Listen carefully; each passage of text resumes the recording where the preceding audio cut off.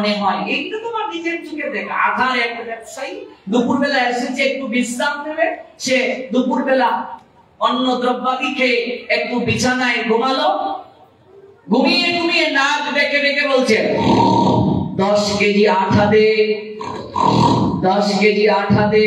বুঝলে, সারাদিন আঠা বেচতে বেচতে দুপুরবেলা 2 ঘন্টা ঘুমাতে এসেছে, ঘুমের ঘুরেও সে আঠা বিক্রি করে। 10 কেজি আঠা দে। এই লোকটা মৃত্যুর সময় আঠার বস্তা চিন্তা করবে না গোবিন্দের চরণ চিন্তা করবে? অধিক ধনাত্ম ব্যক্তিরও ঘুম নাই, ঘুম নাই। এগুলো মিথ্যে নয়, শাস্ত্রের বাণী মিথ্যে হতে পারে না। দেখবে অধিক অর্থশালী ব্যক্তি, সবার নয়, অধিকাংশ অর্থশালী ব্যক্তির মন বেচার মতো। ওরা অর্থ ব্যয় করতে চায় না, ভগবানের জন্য অর্থ ব্যয় করতে চায় না। আপনি একটা কীর্তনের কমিটি গিয়েছেন, আপনি একটা নিমন্ত্রণ পত্র নিয়ে যে আমাদের দক্ষিণা কালীবাড়িতে আসবেন, দেখবেন 500 টাকা বেরোতে খুব কষ্ট হচ্ছে। এই জন্য অর্থ সম্পদের মালিক দিলেন লক্ষ্মীকে, বাহনটা দিলেন পেঁচা।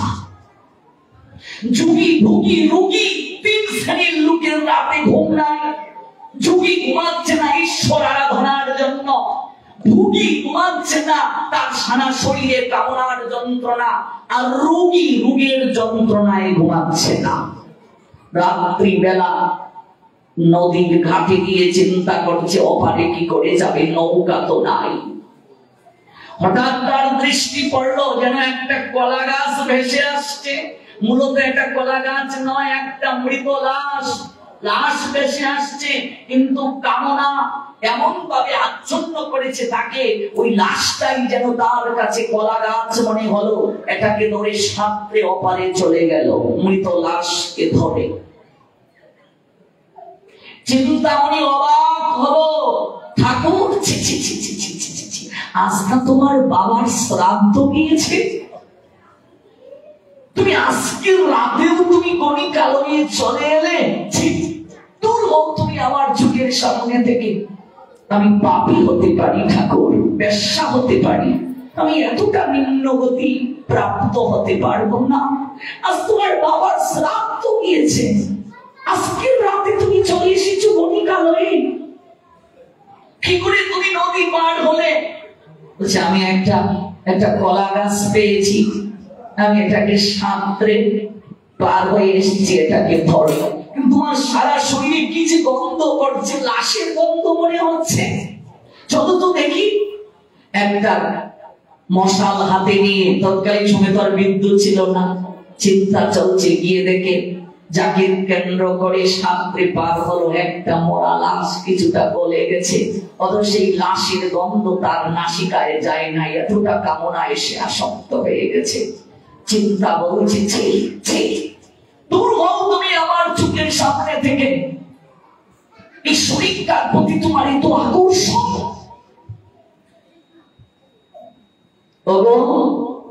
তুমি আমাকে যতটা না ভালোবাসো, আমার প্রতি তোমার যতটা না টান, আমার প্রতি তোমার যতটা অনুরাগ, যতটা আকর্ষণ, তার কিঞ্চিত আকর্ষণ যদি শ্যাম সুন্দর গোবিন্দের প্রতি তোমার থাকতো, তুমি আমাকে যতটা ভালোবাসো, যতটা আমার প্রতি তোমার তীব্র আকর্ষণ, বাবার শ্রাদ্ধের রাতে তুমি চলে এসেছো আমার নিকটে, এর কিঞ্চিত ভালোবাসা যদি তুমি গোবিন্দকে দিতে পারতে, আমার মন বলছে এতদিনে তোমার গোবিন্দ দর্শন হয়ে যেত। আমার মন বলছে তোমার এতদিনে গোবিন্দ দর্শন হয়ে যেত। তোমার আমার প্রতি যতটা টান, যতটা আকর্ষণ, এই কিঞ্চিত আকর্ষণ যদি গোবিন্দের প্রতি তোমার থাকতো, তোমার এতদিনে গোবিন্দ দর্শন হয়ে যেত। আর কোনদিন তুমি এসো না।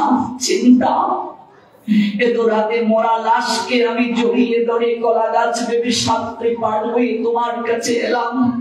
আমি ভেবেছি তুমি বলবে তুমি আমায় কত ভালোবাসো, আর তুমি আমাকে এত এত অপমান করলে। চিন্তা, আমিও বলে যাচ্ছি আজ থেকে যদি কাউকে ভালোবাসতে হয় আমি গোবিন্দকেই ভালোবাসি। শ্যাম সুন্দর গোবিন্দকে ভালোবাসবো।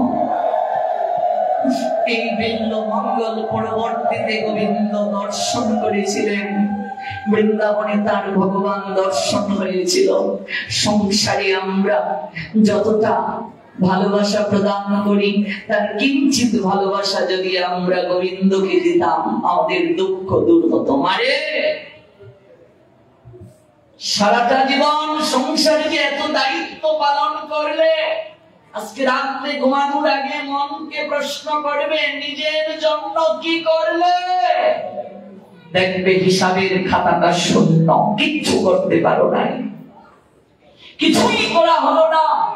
মনে রাখবে, স্ত্রীকে সন্তুষ্ট করার জন্য, পুত্র কন্যা পুত্রবধূকে সন্তুষ্ট করার জন্য এই যে ব্যবসা চাকরি আমরা করছি, ব্যবসা চাকরি করতে যে অনৈতিক কার্য আমরা অনেকেই করছি, এটার ফল কিন্তু পুত্রবধূও নেবে না, পুত্রও নেবে না, স্ত্রীও নেবে না। রত্নাকর দস্যুর পাপ তার মা নিয়েছিলেন, বাবা নিয়েছিলেন, স্ত্রী নিয়েছিলেন। জগতে কারো পাপ কেউ নেয় না, কারো পুণ্য কেউ নেয় না। এজন্য দায়িত্ব পালন করতেই হবে, কিন্তু নিজের কাজও করো। কি নিয়ে যাবে? ভবের ঘাটে গিয়ে যখন দাঁড়াবে, কড়ি ছাড়া সেদিন ওই তরিতে কাউকে তোলা হবে না। নিজের জন্য কি করলে, কি করলে নিজের জন্য? দায়িত্ব থাকবে, মরার আগেও দায়িত্ব শেষ হবে না। শরীরে শক্তি থাকতেই তাই ভজন করতে হয়। দেখো, থাকিতে সবল হরে কৃষ্ণ বল, অঙ্গ অবক শরীরে লইতে পারবে না। এই জন্য সাধুর সঙ্গে গিয়ে সেচ দিতে হবে। সাধু সঙ্গ সেচের ব্যবস্থা, মায়ার জল অপসারণ করতে হবে। সংসার দোষের কিছু নাই, সংসারে থাকতে হবে পাকাল মাছের মতো। পাকাল মাছ মানে বুঝো মা, পেটের মাঝে যে মাছ থাকে, বাইন মাছ চিনো, পুতুম মাছ চিনো, দেখবে পেটের মাঝে থাকে, এক বিন্দু পেট গায়ে লাগে না। মায়েরা ছাই মাখিয়ে পটি দিয়ে এটাকে কর্তন করে।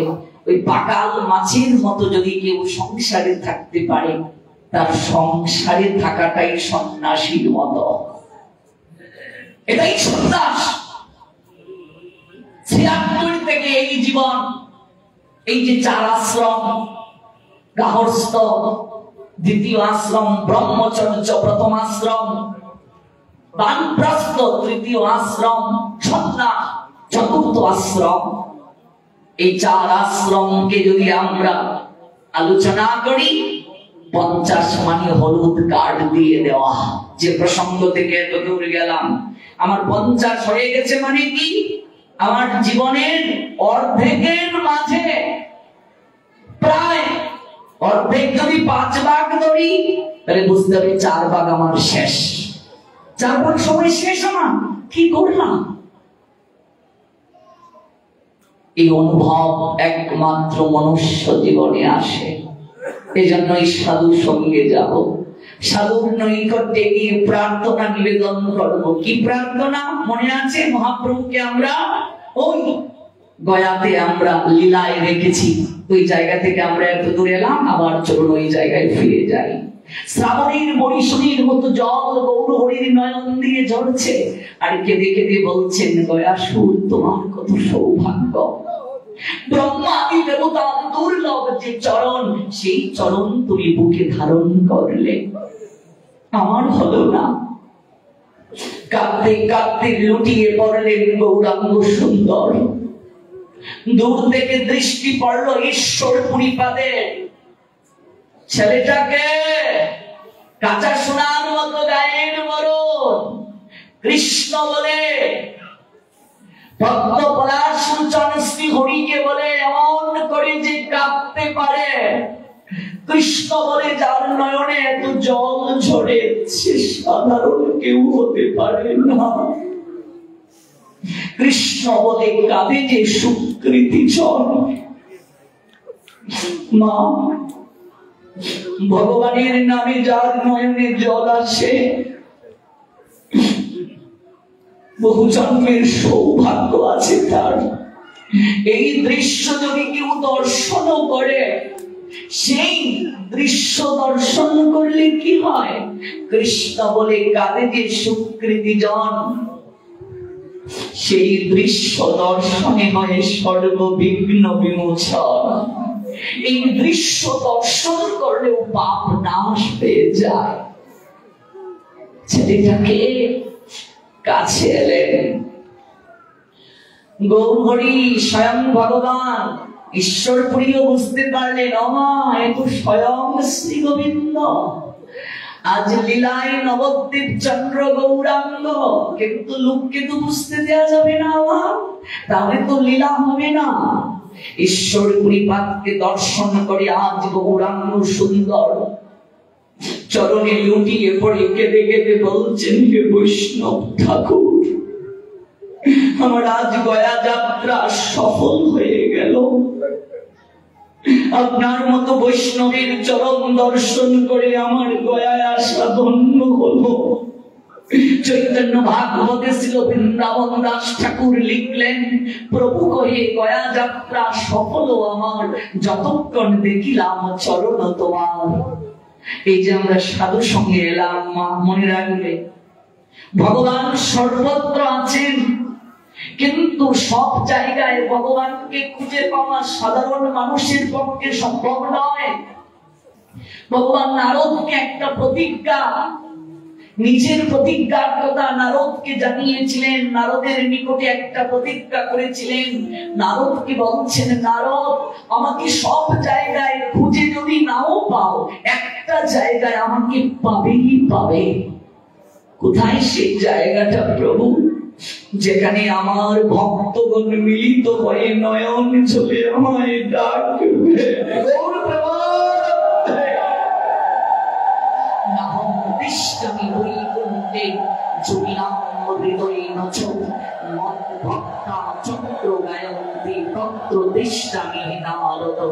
আমার ভক্তগণ যেখানে মিলিত হয়ে আমার গুণ কীর্তন করেন, সেই স্থানে আমার পাবেই পাবে। আমি তোদের প্রতিজ্ঞা করছি নারদ, অন্তত অন্তত ওই স্থানটায় আমাকে পাবেই পাবে। সাধুর সঙ্গে না আসলে হয় না মা, একাকী ভজন হয় না। কিছু লোক বলে ঘরে বসে ভগবানকে ডাকা যায় না, না হয় না, ঘরে বসে হবে না। ভগবান সব জায়গায় আছেন, তাহলে মন্দিরে আসি কেন আমরা? এখানে ভগবান বিশেষ ভাবে আছেন। মন্দিরে সাধুগণ অবস্থান করেন, সাধুগণ যেখানে আসবেন ভগবান বলছেন আমি সেখানেই থাকি। মদ্ভক্তা চন্দ্র গায়ন্তি তত্র দেষ্টামি হে নারদ। আজ গৌরহরি ঈশ্বর পরিপাদের চরণ দর্শন করে কেঁদে কেঁদে বলছেন, আজ আমার গয়া যাত্রা সফল হলো আপনার মতো বৈষ্ণব দর্শন করে। প্রভু কই গয়া যাত্রা সফল আমার, যতক্ষণে দেখিলাম চরণ তোমার। তীর্থে পিণ্ড দিলে নিস্তরী পিতৃগণ, যেই যারে পিণ্ড দেয় তবে সেই জন। তোমা দেখিলেই কোটি পিতৃগণ, অনায়াসে ভবের বন্ধ পায় বিমোচন। অতএব তীর্থ নহে তোমারও সমান, তীর্থেরও পরম তুমি মঙ্গল বিধান। বলছেন আপনার মতো বৈষ্ণবকে দর্শন করলে সকল ইচ্ছে পূরণ হয়। তীর্থে গিয়ে যার উদ্দেশ্যে পিণ্ড দেয়া হয়, সেই ব্যক্তিকে কেবল উদ্ধার প্রাপ্তি হয়। হে মহাত্মন, আপনার মতো বৈষ্ণব ঈশ্বরপুরীকে বলছেন, আপনার মতো সাধুকে যদি কেউ দর্শন করে, তার কৃপা যদি কেউ প্রাপ্ত হয়, কোটি কোটি পিতৃপুরুষগণ অনায়াসে ভবের বন্ধন থেকে মুক্ত হয়ে যায়। অতএব তীর্থ নহে তোমার সমান, একজন প্রকৃত সাধুর নিকটে তীর্থ গৌণ। অতএব তীর্থ নহে তোমার সমান, তীর্থেরও পরম তুমি মঙ্গল বিধান। পরম মানে শ্রেষ্ঠ। একজন প্রকৃত সাধু তীর্থ থেকেও শ্রেষ্ঠ। তীর্থে আমরা যাই পবিত্র হতে, কিন্তু মনে রাখবেন তীর্থ অপেক্ষা করে প্রকৃত সাধুর চরণ ধুলির জন্য। আমরা গঙ্গায় যাই স্নান হয়ে পবিত্র হব। গঙ্গা চাতক পাখির মতো অপেক্ষা করেন রুহিদাসের মতো বৈষ্ণবের চরণ ধুলির জন্য। গঙ্গা অপেক্ষা করেন সাধুর চরণ ধুলির জন্য। এই জন্য অর্জুন সংশয়ে চিত্তে নিয়ে সামান্য সেবা না করিয়ে রুহিদাস অর্জুনকে বিদায় করবেন না, জোর করলেন। তাই বসন হাতে নিয়ে আমি মুচির বাড়ি খাবো এই অহংকার ভাব নিয়ে চাপুরা বেজানো গাটির জলে স্নান করতে যখন গিয়েছিলেন অর্জুন, তখন অর্জুন দূর থেকে দেখলেন সেই জলে স্বয়ং মা গঙ্গা আবির্ভূত। মা, জগতের এত জায়গা থাকতে তুমি ওই মুচির বাড়ির ঘাটের জলে। মা বলেছিলেন অর্জুন, স্বয়ং ভগবানের সখা হওয়ার পরও জাতি ভাব রয়ে গেছে তোর হৃদয়ে, উঁচু নিচু ভাব রয়ে গেছে তোর হৃদয়ে, অহংকার চিত্ত থেকে যায়নি অর্জুন। মহাপ্রভু জানিয়েছিলেন, যেই ভজে সেই বড়, অভক্তহীন চার, কৃষ্ণ ভজনে নাই জাতি কুলাদি বিচার। কৃষ্ণ ভজনে জাত কুল কিছু নাই গো, যে ভজন করবে সেই বড়। অর্জুন, জগতের সবাই পাপ আমাকে দিয়ে যায়, সবার পাপ গ্রহণ করে আমি মলিন হয়ে যাই। আমি রুহিদাসের মতো পরম বৈষ্ণবের চরণ স্পর্শ প্রাপ্তির আকাঙ্ক্ষায় অপেক্ষা করে থাকি। কবে এমন কোন সাধু, এমন কোন বৈষ্ণব এসে তার ধূলিকণ আমার অঙ্গে দেবে। আমরা গান গাই, দোলা মাখরে আনন্দ হয়ে এই না ব্রজের ধুলা। ধুলা তো নয় গোপীর পদরেণু, সেই ধুলা মাখিয়া গেল নন্দের ছেলে কারো। গোপীর পদের ধুলা যদি পড়ে পাপীর গান, নাচিতে নাচিতে পাপী বৈকুণ্ঠে গোপীর পদের ধুলা যদি পড়ে গঙ্গার জলে, সেই গঙ্গা পবিত্র হয় ভাগবত বলে। গোপীর পদের ধুলি যদি গঙ্গার জলে পড়ে, গঙ্গা পবিত্র হন। তীর্থ অপেক্ষা করেন প্রকৃত সাধুর চরণ স্পর্শের জন্য, চরণ ধুলি করার জন্য। ভক্তি ঊর্ধ্বগামী হয় কিসের মাধ্যমে?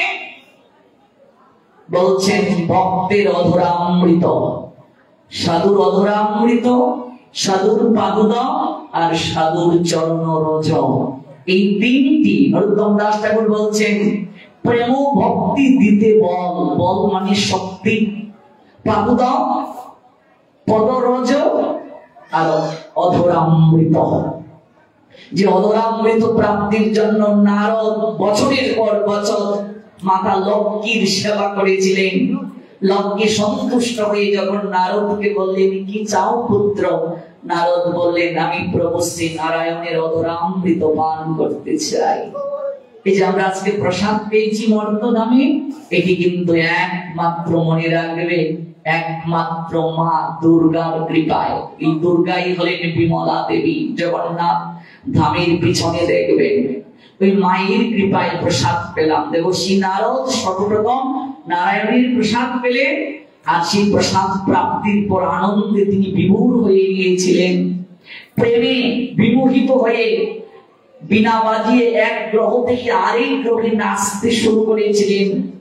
যখন তিনি শিবলোকে গিয়েছিলেন, স্বয়ং মহাদেব বলেছিলেন, নারদ তুমি তো প্রতিদিনই কীর্তন করো, কিন্তু আজকের কীর্তনে কত প্রেম, কত আনন্দ, বলো না নারদ কি হয়েছে তোমার? নারদ বলেন, আমি আজ প্রভুর অধরামৃত পেয়েছি। নারদ, তুমি এতটা স্বার্থপর, তুমি একা পেলে আমার জন্য কিছুটা নিয়ে এলে না? কিছুটা কি লেগে আছে নারদ? নারদ দেখলেন কনিষ্ঠ অঙ্গুলির নখের এক কোণে এক অন্ন দানা লেগে আছে। তাই মহাদেব গ্রহণ করলেন। মহাদেবকে বলে নটরাজ নৃত্যের মাধ্যমে গোবিন্দের সন্তুষ্টি প্রদান করেছিলেন। এমন ভাবে নৃত্য করতে শুরু করলেন, স্বয়ং জগৎ কম্পিত হলো। দেবতাগণ ভীত হয়ে দেবী পার্বতীর নিকটে গিয়ে বলছেন, মাতা, প্রভুর এই নৃত্য একমাত্র আপনি তাকে শান্ত করতে পারেন। দেবী পার্বতী এসে প্রণাম দিয়ে বললেন, কি হয়েছে তোমার? তুমি এমন করে নৃত্য করছো কেন? প্রিয়া, আজ আমি প্রভুর অধরামৃত পেয়েছি। পার্বতী বললেন, তুমি আমাকে কত না ভালোবাসো। 5 দিন কৈলাস থেকে আমি যাই মর্তধামে, আমাকে না দেখে থাকতে পারো না, তাই ছত্র রূপে পিছনে তুমি যাও। সতী রূপে লীলায় তুমি আমার নিতর দেহটাকে কোলে নিয়ে এমন ভাবে নৃত্য করেছিলে, এই জগৎ ধ্বংস হওয়ার উপক্রম হলো। অতঃপর সুদর্শন চক্র দ্বারা প্রভু নারায়ণ 51 জায়গায় খন্ড খন্ড দেহটাকে পতিত করলেন, 51 জায়গায় সতীপীঠ হলো। তুমি আমায় এত ভালোবাসো, কিন্তু সেই প্রভুর অধরামৃত প্রসাদ তুমি আমায় না দিয়ে গ্রহণ করে ফেললে। এতটা ক্রোধ হলো দেবীর। এই জন্য দেখবে মায়ের একটা নাম ত্রিনয়নী, মাঝখানে একটা নয়ন আছে। মা যখন রেগে যান, এই নয়ন থেকে দাউ দাউ করে আগুন বের হয়। মা তখন কম্পিত হলেন, আমি সব কিছু বিনষ্ট করে দেব, এমন ভাবে ক্রোধান্বিত হলেন দেবী পার্বতী। কেউ তার ক্রোধ সংবরণ করতে পারছে না। সকল দেবগণ প্রভু শঙ্খ চক্র গদা পদ্মধারী পদ্ম পলাশ লোচন ভগবান শ্রী হরির নিকটে গেলেন। প্রভু এসে বললেন, দেবী সংযত হও, আমি তোমায় অধরামৃত দেব, তুমি ক্রোধ সংবরণ করো। পার্বতী বলেছিলেন, আমি এত স্বার্থপর নই, আমি একা পাবো আর আমার সন্তানেরা পাবে না। আমি একা পাবো। পুরুষ তাদের চিত্ত অনেকটা কঠিন হয়, কিন্তু আমি রমণী, আমি আমার সন্তানকে না দিয়ে, আমি তো একা পেতে পারি না। কোনো মা রান্না করে একা পেয়ে নেই সন্তানকে না দিয়ে। প্রভু বললেন, তোমার ইচ্ছে পূরণ হোক। এই দেবী পার্বতী বিমলা রূপে আবির্ভূত হলেন। জগন্নাথের ভোগটা কোথায় পাঠানো হয়? বিমলা মন্দিরে। নিশ্চয়ই আপনারা যারা গিয়েছেন দেখেছেন। তারপর সেই প্রসাদ আমরা আজ মর্তদামে পেলাম। এই যে যারা আমরা প্রসাদ পাচ্ছি, আমাদের যে কত জন্মের সৌভাগ্য, কত জন্মের সৌভাগ্য। গুরুদেব কৃপা করেছেন, সাধু কৃপা হয়েছে, তাহলে আমরাও তো আজ অকাদ্য কুকাদ্য গ্রহণ করে নিম্নগতি প্রাপ্ত হতাম। তবে প্রসাদকে যেন আমরা প্রসাদ জ্ঞান করতে পারি। এখনো আমাদের মাঝে প্রসাদ জ্ঞান অনেকের আসে নাই, জড়বুদ্ধি এখনো রয়ে গেছে। আনন্দ বাজারে দেখবে আমরা কত প্রসাদ নষ্ট করি। দেখবে এখনো প্রসাদ পাওয়ার সময় অনেকে বলে, লবণ নিয়ে আসো, মরিচ নিয়ে আসো। এটা উচিত নয়। লবণ বলতে পারে না, তাই রামরস বলে, এগুলো নিজেদের বানানো। মরিচ বলতে পারে না, বলে নিতাই রস নিয়ে আসো। আমি এক জায়গায় গেলাম পাঠে, আগ্রা থেকে মাইজি বলছেন, প্রভু প্রসাদ পাবেন না। বললাম, কি প্রসাদ? বলছে, জল বেগুন প্রসাদ। বললাম, এটা আবার কি? জল বেগুন মানে কি? ছোট মাছ বেগুন দিয়ে রসা। বললাম, গৌর প্রেমানন্দে। বললাম, মা, এই প্রসাদ পাওয়ার যোগ্যতা আমার হয় নাই। তাহলে ভাবুন, অনুভব করুন, প্রসাদকে প্রসাদ জ্ঞান করা। প্রসাদে জড়বুদ্ধি ভাব আনয়ন উচিত নয়। প্রসাদ যারা দেবে, জোর করে দেবে না, তখন তার শ্রদ্ধা থাকবে না। আমরা জোর করে দিয়ে দিই, আরেকটু পেয়ে নি, না আরেকটু পেয়ে নি। কারণ না পারছে ফেলতে, না পারছে গ্রহণ করতে, শ্রদ্ধা থাকে না। আরেকটা কথা মনে রাখবে, প্রসাদ সর্বদা 5 ভাগের মাঝে 3 ভাগ গ্রহণ করবে। আর 1 ভাগ বিশুদ্ধ জল দিয়ে, আর 1 ভাগ বিশুদ্ধ বাতাস দিয়ে উদর ফুর্তি করতে হয়। এই হচ্ছে আচার্যগণের সিদ্ধান্ত। কোন ডাক্তার থাকলে এটা মেডিকেল সায়েন্সের সিদ্ধান্ত। কখনো উদর ফুর্তি করে কিছু পেতে নেই। আজকাল সমাজে দেখবে আকণ্ঠ করিয়া প্রসাদ গ্রহণ করে, যার কারণে তমগুণ এসে যায়। প্রসাদ যদি অতিরিক্ত তেল মশলা দিয়ে রান্না হয়, সেটা রাজসিক হয়ে যায়। প্রসাদে যদি একটু লবণ হয়, প্রভু যদি সেটা গ্রহণ করেন, আমি কেন আলাদা লবণ নিয়ে খাচ্ছি? তার মানে তো এটা প্রসাদ জ্ঞান রইল না। প্রভু গ্রহণ করেছেন মরিচ ছাড়া, আমি আলাদা নিতাই রস বলে মরিচ দিচ্ছি, রাম রস বলে লবণ নিচ্ছি। আনন্দ বাজারে দেখবে কত প্রসাদ নষ্ট করছে আমরা, 3 বার 4 বার বারবার চেয়ে নাও প্রসাদ, কিন্তু কখনো অতিরিক্ত নেবে না। প্রসাদ অল্প গ্রহণ করবে, যেন প্রসাদের প্রতি আগ্রহ থাকে, শ্রদ্ধা থাকে। শ্রদ্ধা নষ্ট হয়ে গেলে সব নষ্ট। আমরা একটা শ্লোক বলেছিলাম, আমরা যাবো আবার ওই জায়গায়। আসুন আমরা বৈষ্ণবের মহিমাটা আজ তো প্রথম রজনী শেষ করে নেই। গৌরহরি কেঁদে কেঁদে বলছেন, অতএব তীর্থ নহে তোমার সমান, তীর্থেরও পরম তুমি মঙ্গল বিধান। স্বয়ং গঙ্গা অপেক্ষা করেন, তীর্থ অপেক্ষা করেন প্রকৃত সাধুর চরণ ধুলির জন্য। এবার গৌরহরি কেঁদে কেঁদে প্রার্থনা নিবেদন করছেন ঈশ্বর পরিপাদের চরণে। আমরা কি প্রার্থনা নিবেদন করব, কি চাইব? সংসার সমুদ্র হইতে উদ্ধার মোরে, এই আমি দেহ সমর্পিলাম তোমারে। কৃষ্ণ পাদ পদ্মের অমৃত রসপান, আমারে করাবো তুমি এই চাহিদান। হে বৈষ্ণব ঠাকুর, হে মহাত্মন, আপনি আমায় এই কৃপা করুন। এই সংসার সমুদ্রে আমি পড়ে গেছি, সংসার সমুদ্রে আমি হাবুডুবু খাচ্ছি, সাঁতরে পানি দেওয়া সম্ভব নয়, কুলের ঠিকানা আমি জানি না। তুমি কৃপা করে তোমার চরণ তরিটা আমায় দাও। সাধু সঙ্গ হচ্ছে তরণী, সংসার সমুদ্র হইতে উদ্ধার মোরে। গৌরহরি নিজে আচরণ করে জগৎকে জানালেন, এই আমি দেহ সমর্পিলাম তোমারে। কৃষ্ণ পাদ পদ্মের অমৃত রসপান, আমারে করাবো তুমি এই চাহিদান। আমি এই ভিক্ষা চাইছি, আমাকে সেই প্রেম রস আস্বাদন করিয়ে দাও। শ্রদ্ধার সঙ্গে তাই আমরা সাধু সঙ্গে এসে সেই অপ্রাকৃত প্রেম রস আস্বাদন করব। একমাত্র প্রকৃত সাধু যদি কৃপা করেন আমাদের, সাধুর কৃপায় কিনা হয় সকল কিছুই লাভ হয়ে যায় শ্রদ্ধার চিত্তে। এজন্য শ্লোকটা উচ্চারণ করেছিলাম, অশ্রদ্ধা ধনা পুরুষা ধর্মস্য অস্য পরন্তপ, অপ্রাপ্যমাম নিবর্তন্তে মৃত্যু সংসার বর্তমি। হে পরন্ত, অর্জুনের একটা নাম পরন্ত, 22টা নামের মাঝে একটা নাম 38 বার পার্থ নামে রেখেছেন পিতার পুত্র, 24 বার কুন্তেও, কুন্তির পুত্র। অসতর্ক হয়ে মন্ত্র স্মরণ করার কারণে কুন্তির বিপর্যয় হলো। কর্ণকে প্রাপ্তির পর তিনি সেই কর্ণকে জানেন আপনারা নদীর জলে ভাসালেন। ওই কর্ণ পরবর্তীতে অধীরথের কাছে গেল। অধীরথ আর রাধামা তাকে লালন পালন করে রাধেও নামে পরিচিত হলো।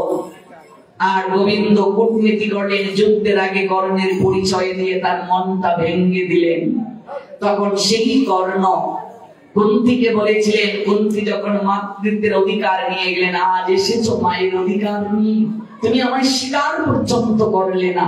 ভগবান সত্যের মাঝে থাকেন, আমি 2 ঘন্টা ঠাকুর ঘরে কাটিয়ে ঠাকুর ঘর থেকে বের হয়ে যদি মিথ্যে বলি, আমার কখনো কিচ্ছু লাভ হবে না। এই জন্য কুমারী অবস্থায় ব্যাসদেব জন্ম নিয়ে জগতে জগৎ গুরু হলেন মায়ের সত্য নিষ্ঠার কারণে। আর কুন্তির অসত্যের কারণে কর্ণের জীবনটা বিষিয়ে গেল। ভাগবতের প্রথম শ্লোকটাই দেখবে, সত্যম পরম ধীমহি। ভগবান সত্যের মাঝে থাকেন, সত্যই ভগবান। সত্যের আরেক নাম সনাতন, এই ধর্মের নাম সনাতন। আমরা সত্যের অনুসন্ধিৎসু। পৃথিবীতে এক সময় সকল মত পথ ধ্বংস হয়ে যাবে, একমাত্র সত্য সনাতন আবার পুনরুজ্জীবিত হবে। সনাতন ছিল, সনাতন আছে, সনাতন থাকবে। অহং সর্বস্ব প্রভব মত্ত সর্বং প্রবর্ততে ইতি মত্তা ভজন্তে মাম বুধা ভাব সমন্বিতা। শোনো অর্জুন, আমার থেকে জড় চেতন জগতের সকল কিছু সৃষ্টি হয়েছে। যারা বুদ্ধিমান ব্যক্তি, যারা এই তত্ত্ব অবগত হতে পেরেছে, তারা আমার আরাধনা করে, আমি সনাতন, আমি বুদ্ধিমানের বুদ্ধি, আমি তেজস্বীদের তেজ, আমি বীর্যবাণীর বীর্য। সপ্তম অধ্যায়ের 10 নং শ্লোকটা পড়বেন। বিজম মাম সর্বভূতানাম বিদ্ধি পার্থ সনাতনম বুদ্ধির বুদ্ধিমতামস্মি তেজস তেজস্বিনামহম। হে পার্থ, আমাকে সর্বভূতের সনাতন কারণ বলে জানবে। আমি বুদ্ধিমানের বুদ্ধি, আমি তেজস্বীদের তেজ। ও Sanak Partha, know that I am the original seed of all existence, the intelligence of the intelligent and the prowess of all powerful men. আমি বুদ্ধিমানের বুদ্ধি, আমি তেজস্বীদের তেজ। I am the source of all spiritual and material worlds. Everything emanates from me. The intelligent person, the meritorious person, perfectly know the angels in my devotional service and worship with all their heart. Said Almighty Creator Krishna, Srimad Bhagavad Gita, 10 chapter. Vibhuti who gave birth, my dear please listen attentively what I say. A conqueror of wealth, there is no true superior to me. Everything rests upon me as Father strong on that side. Almighty Creator Krishna, Srimad Bhagavad Gita, 7 chapter, Gyan Vigyani, 7 verse. আমার থেকে শ্রেষ্ঠ জগতে কেউ নাই, আমার থেকে কেউ নাই জগতে শ্রেষ্ঠ। আর ব্রহ্ম সংহিতায় স্বয়ং ব্রহ্মা জগৎকে জানালেন তিনি অনাদির আদি গো, তিনি সর্বকারণের পরম কারণ, তিনি আর কেউ নয় গো, তিনি আমার তোমার হৃদয়ের প্রাণ গোবিন্দ, ঈশ্বর পরম কৃষ্ণ, সচ্চিদানন্দ বিগ্রহ, অনাদির আদি গোবিন্দ, সর্বকারণ কারণ। পৃথিবীতে যখন কোন জল ছিল না, স্থল ছিল না, কিচ্ছু ছিল না, তখনও তিনি ছিলেন। তিনি সর্বকারণের পরম কারণ, তার থেকে শ্রেষ্ঠ জগতে কেউ নাই। সূত্রে যেমন মণিসম গাথা থাকে, তেমনি সমস্ত বিশ্ব, গোবিন্দ বলছেন ধনঞ্জয়, অর্জুনের আরেকটা নাম ধনঞ্জয়, তেমনি সমস্ত বিশ্ব আমাকে ওতপ্রোতভাবে জড়িত থাকে। তাহলে আমরা কোন শ্লোকটায় ছিলাম? অশ্রদ্ধা ধানা পুরুষা ধর্মস্য অশ্ব পরন্তপ। এই পরন্তপ, পরন্তপ শব্দের অর্থ কি? শত্রুকে যিনি দমন করতে সমর্থ। শত্রু হচ্ছে দুই ধরনের, বাহিরের শত্রু, ভিতরের শত্রু। বাহিরের শত্রু আমরা চিনতে পারি, কিন্তু ভিতরের শত্রু চিনতে গেলে আত্মজ্ঞান লাভ দরকার। তত্ত্বজ্ঞান না থাকলে ভিতরের শত্রু চেনা যাবে না গো। ভিতরের শত্রু কি কি? ও দেহে রিপু ছয়ে জানা, তারা কথা শুনে না,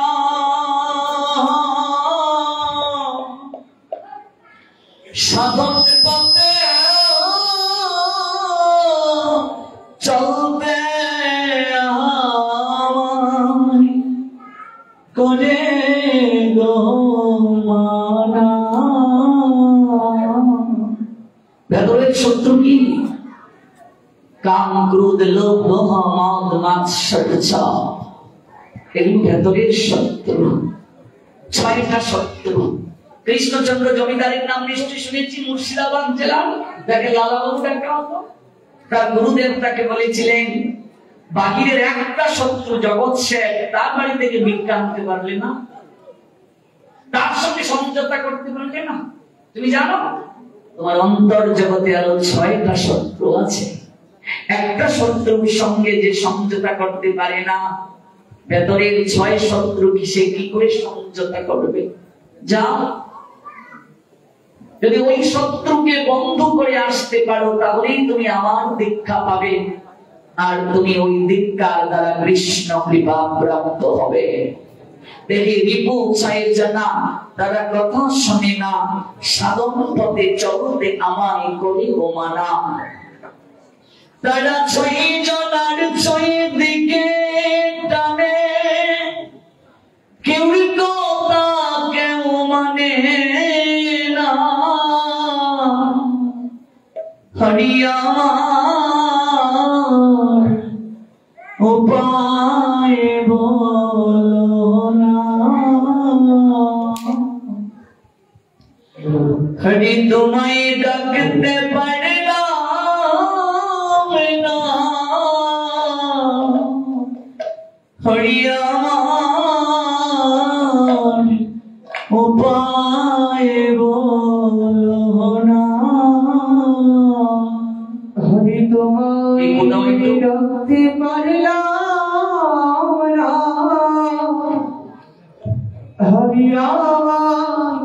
তোমায় হলো না হরি কি করিলে আমায় ভবে পাতালে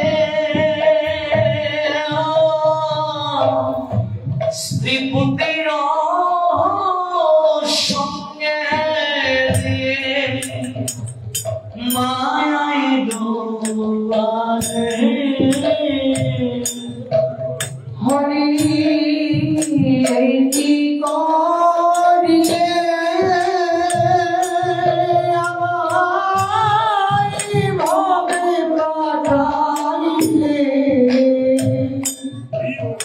আমার স্ত্রী পুত্র সঙ্গে দিয়ে মায়া জয়লে মরিয়ে কি করিলা আমায় ভবে পাতাইলে স্ত্রী পুত্র সঙ্গে দিয়ে তুমি মায়ায় ডুবাইলে কি করিলে ভাবে পাঠাইলে স্ত্রী পুত্র সঙ্গে দিয়ে মায়ায় ডুবাইলে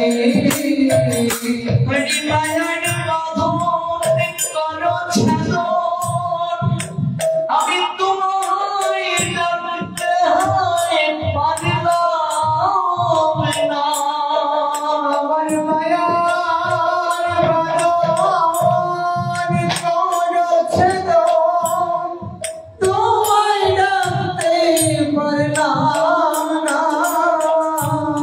হরি আমার উপায় বলো না হরি তোমায় ডাকতে পারলাম না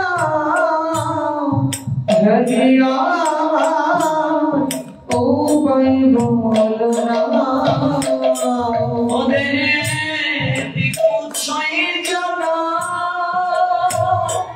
তারা কথা শুনে না সাধন পথে চলতে তারা আমায় করে গো মানা দেহে পৌঁছাই জানা তারা কথা শুনে না সাধন পথে চলতে আমায় করে গো মানা তারা ছয় জনার ছয় দিকে টানে কেউ তো তাকে মানে না ছয় জনার ছয় দিকে টানে কেউ কথা কেউ মানে না হরি আমার উপায় বলো না হরি তোমায় ডাকতে পারলাম না হরি আমার উপায় বলো না এই শত্রুকে যে দমন করতে পারে সেই পরম তপ এক একটা নামের অর্থ আছে আজকাল তো আমরা নাম রাখি অর্থ কেউ জানার চেষ্টা করি না আগেরকার সময়ে নাম গুরুদেবকে জিজ্ঞেস করা হতো গুরুদেব কি নাম রাখবো আচার্যগণকে জিজ্ঞেস করা হতো জ্যোতিষ শাস্ত্র বিচার করে তিথি নক্ষত্র জন্মের ক্ষণ দেখে নাম রাখা হতো এখনকার মায়েরা বাবারা নাম রাখে সিরিয়াল দেখে দেখে নাম রাখে, গুগল সার্চ করে। আমি এক জায়গায় গিয়েছি, মা ছেলের নাম রেখেছে ডিজে। ছেলের নাম কি? ডিজে। বাবা হবেন ডিজে। চুল কাটার একটা দোকানে গেলাম, লোকটা আমার পাটির প্রচন্ড ভক্ত, বলছে একটা পেপার করে আসুন দোকানে। গেলাম, মা এসেছে তার ছেলেকে নিয়ে চুল কাটবে। এসে বলছে, দাদা তো ক্যাটালগ দেখান তো, বাজারে কি ডিজাইন চলছে চুল কাটার। আমি চেয়ারে বসে অবাক বিস্ময়ে তাকিয়ে দেখছি। এই কি ব্যাপার, কার চুল কাটবে? মাতাজি নিজে কাটবে না? দেখলাম না, তার ছেলেকে চুল কাটতে নিচ্ছে, ডিজাইন দেখে কাটবে। মার্কেটে কি ডিজাইন চলছে। লোকটা দেখালো, দেখুন তো দিদি এই ক্যাটালগ, এরকম এরকম ডিজাইন চলছে মার্কেটে। বলছে না, একটাও চয়েস হয় না। আমি আর ধৈর্য ধরতে পারলাম না, বললাম মা নমস্কার, ছেলের নাম কি, কিসে পড়ে? যে ছেলে ক্লাস 5-এ পড়ে, ছেলের নাম ডিজে। বললাম মা ছেলের নাম ডিজে, ছেলে বড় হয়ে করবে কি যে? আমি এটাই ভাবছি, তোমার মতো মায়েদের স্থানীয় বৃদ্ধাশ্রম হয়, আর ডাস্টবিন হয়, আর চুলের মুঠি ধরে টানে। ছেলের নাম রেখেছো ডিজে, এটার অর্থ কি গো? আর বলতে পারে না।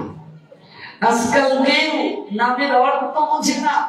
বংশ তালিকা দেখুন, পিছিয়ে যান, দেখবেন আপনার আমার পিতৃপুরুষের প্রত্যেক নাম হয় মধুসূদন, জনার্দন, গোপীনাথ, গিরিধারী, গৌরাঙ্গ, এই সকল ভগবানের নামে।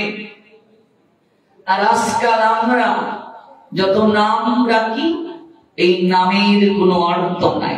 পিন্টু, কোন পিন্টু থাকলে ক্ষমা করবেন। আচ্ছা বলুন তো এটার কি অর্থ? পিন্টু মানে দুইটা পিন, পিন্টু দেখি তো দুইটা পিন, দেখি অর্থ বলুন। যদি কোনো নাম রাখে, তার যদি ব্যাকরণগত কোনো অর্থ না থাকে, শাস্ত্রগত কোনো অর্থ না থাকে, এই নাম ডাকলেও অমঙ্গল হয়। ধার্মিক মুসলমানরা দেখবে কোরআন হাদিসের আওতামুক্ত নাম রাখে। ওরা বিশ্বাস করে আখিরাতে ওই নামগুলো তাদেরকে কাজ দেবে। আমাদেরও শাস্ত্রে আছে নামগুলো রাখতে বৈদিক, এটিকে নাম আবাস বলে। এই জন্য অজামিল তার পুত্রের নাম স্মরণ করে মুক্তি প্রাপ্ত হলো, এটিকে বলে নাম আবাস। কেউ যদি সংকেতে আভাসে গালমন্দ করেও ভগবানকে ডাকে, তার মঙ্গল হয়। আপনি আপনার ছেলের নাম রেখেছেন, মনে করুন গোবিন্দ। আই গোবিন্দ, ঘুম থেকে উঠ, আই গোবিন্দ, বাথরুমে তো লেট করছ, আই গোবিন্দ। আপনি ভগবানকে ডাকুন আর নাই ডাকুন, কমপক্ষে কয়েক হাজার বার ছেলেকে ডাকবেন। আপনি মূলত ভগবানকেই ডাকছেন, এটিকে বলে নাম আবাস। এইটা আপনি প্রত্যেকবার ডাকছেন, আপনার পাপ নষ্ট হচ্ছে। অনেকে বলে আমি যদি ভগবানের নামে রাখি, ছেলেকে যদি গালি দেই, গোবিন্দের হচ্ছে গোবিন্দ, তাতেও আপনার মঙ্গল হবে। ভগবানকে ডাক মন্দ করলেও মঙ্গল হয়, শত্রু ভাবে ভগবানকে ডাকলেও তার মঙ্গল হয়। রাবণ বলছে, প্রভু আমি কি এমন কৃপা জীবনে প্রাপ্ত হয়েছিলাম, আর শেষ সময়ে তোমার এই মহাপ্রকাশ রূপ দর্শন করে যাচ্ছি। রাবণ প্রশ্ন করছে রামচন্দ্রকে, আমি তো সবসময় তোমাকে শত্রু ভাব, শত্রু জ্ঞান করেছি, আমার তোমার স্বীকৃতি নাই। আজকে আমার এই অন্তিম কালে তোমার এই মহাপ্রকাশ রূপ আমি দর্শন করে যাচ্ছি। প্রভু বললেন, রাবণ তুমি শতক আমায় স্মরণ করেছো, রামকে কি করে মারবো, রামকে কি করে বধ করবো, রামকে কি করে বধ করবো, রামকে কি করে বিনাশ করবো। তুমি খাইতে বলিতে শুইতে আমার নাম স্মরণ করেছো, আমাকে চিন্তা করেছো। আমার নামের এত শক্তি, কেউ যদি সত্য ভাব নিয়েও স্মরণ করে, তার অন্তিমে আমার দর্শন হয়ে যায়। আজকাল সেই সকল সনাতনী বাপ মা পিন্টু, মন্টু, স্যান্টু, কান্টু নাম রাখে। ভাওয়াল, মার্বেল, কলি, মিতালি, কাকলি, সৈতালি, রূপালি, আলি, অভাব নাই, অভাব নেই। শাস্ত্রগত জ্ঞান দিন থেকে দিন এমন ভাবে আমাদের কমে যাচ্ছে যা কল্পনা করা যাবে না। এই জন্য মনে রাখবে, আগেরকার সময়ে দেখবে বর কনেকে নাম জিজ্ঞেসের সময় ওরা বলতো শ্রীমান, শ্রীযুক্ত, মেয়েরা বলতো শ্রীমতী, শ্রীযুক্তা। এখন তো এগুলো বলে না, কারণ কি জানো? কোন নাম যদি দোষযুক্ত হয়, শ্রী যদি নামের পূর্বে লাগায়, শ্রী মানে স্বয়ং রাধারানী, শ্রীমতী হলো রাধারানীর একটা নাম, শ্রীমতী মানে রাধা নামটা আগে যুক্ত করার কারণে নাম দোষযুক্ত হলেও সেটা পবিত্র হয়ে গেছে। শ্রীযুক্ত গোবিন্দের একটা নাম, শ্রীমান গোবিন্দের একটা নাম। এই নামের পূর্বে সনাতনী হিন্দুরা শ্রীযুক্ত লিখে, শ্রী লিখে, শ্রীমান লেখে। অর্থাৎ নাম যদি দোষযুক্ত হয়, নামের পূর্বে এগুলো যুক্ত করার কারণে নাম দোষমুক্ত হয়ে গেল। এই জন্য নাম রাখতে হবে বৈদিক। ভগবানের অনন্ত নাম আছে, কৃষ্ণের অনন্ত নাম, যে কোনো একটা নাম রাখুন। অনন্ত রাধারানীর নাম আছে, তার সখীদের নাম আছে, ভগবান বিষ্ণুর হাজার হাজার নাম আছে, লক্ষ্মীর হাজার হাজার নাম আছে। সেই নাম থেকে সন্তানের নাম রাখুন, সেই নাম ডাকতেও আপনার মঙ্গল হবে। রাধারানীকে তার সখীরা বলছে, হেরে শ্রীমতী, তোকে যে সবাই কৃষ্ণ কলঙ্কিনী বলে, তোর কষ্ট নেই না? তোকে যে সবাই কৃষ্ণ কলঙ্কিনী বলে সমালোচনা করে, তুই তাদের অভিশাপ দিতে পারিস না? শ্রীমতী প্রেমময়ী রাধারানী বলছেন, আমার কষ্ট হবে কি করে রে, আমার আরো আনন্দ হয়। আমি ওদেরকে অভিশাপ না দিয়ে আশীর্বাদ দেই।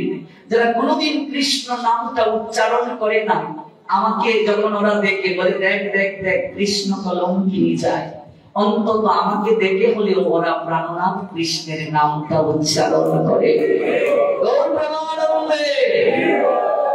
আর আমার প্রাণনাথ এত কৃপাময়, কেউ যদি সমালোচনা করে তার নাম উচ্চারণ করে, তার পর্বত সমান পাপ নষ্ট হয়ে যায়। আপনি আপনার সন্তানের নাম যদি শাস্ত্রের নিয়মে নাম রাখেন, আপনি হাজার হাজার বার তাকে ডাকবেন, আপনার পাপ ক্ষয় হবে। যারা নাম রেখেছেন তো রেখেছেন, এই জন্য দেখবে গুরুদেব চিৎকার করে আরেকটা নাম দেন, আরেকটা জন্ম হয় আমাদের। যারা রাখেন নাই, পরে বিয়ে করবেন কিংবা সন্তান নেবে, তারা নামগুলো বৈদিক রাখুন, মঙ্গল হবে। পরন্ত অর্জুনের নাম এই শত্রু দমনকারী, ধর্ম প্রতিপালনে যাদের শ্রদ্ধা উদিত হয় নাই, অশ্রদ্ধা ভানা পুরুষা, যে সকল ব্যক্তির ধর্ম পালনে শ্রদ্ধা নাই, ধর্মস্য অস্য পরন্তপ, অপ্রাপ্যমা, ওরা আমায় পাবে না। আর আমাকে না পেলে জীবের গতি কি? নিবর্তন্তে মৃত্যু সংসার বর্তনী।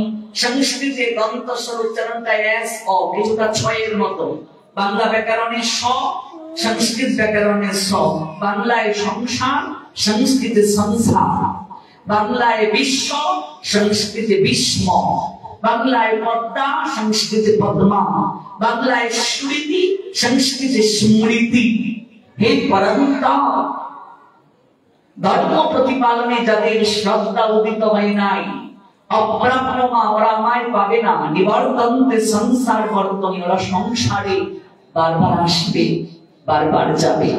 ওই সংসার যিনি নাশ করেন, সংসার বন্ধনকে যিনি খণ্ডন করেন, তিনি হলেন পতিত পাবন শ্রী হরি।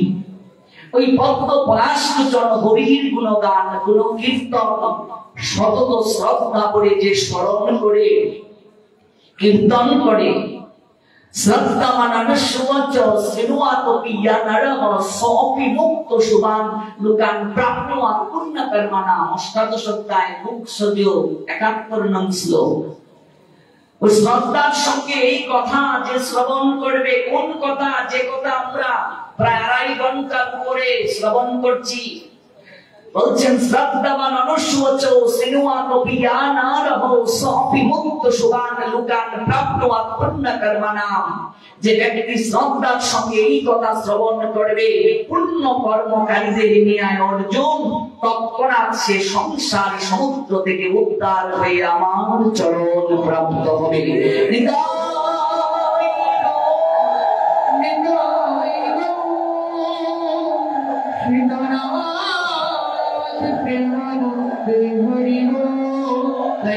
আমরা এখানেই শেষ করছি। আজ যেখানে শেষ করছি 11টা বেজে গেছে, আমাদের আবার ভোরবেলা আরো কি আছে, আগামীকাল এই জায়গা থেকে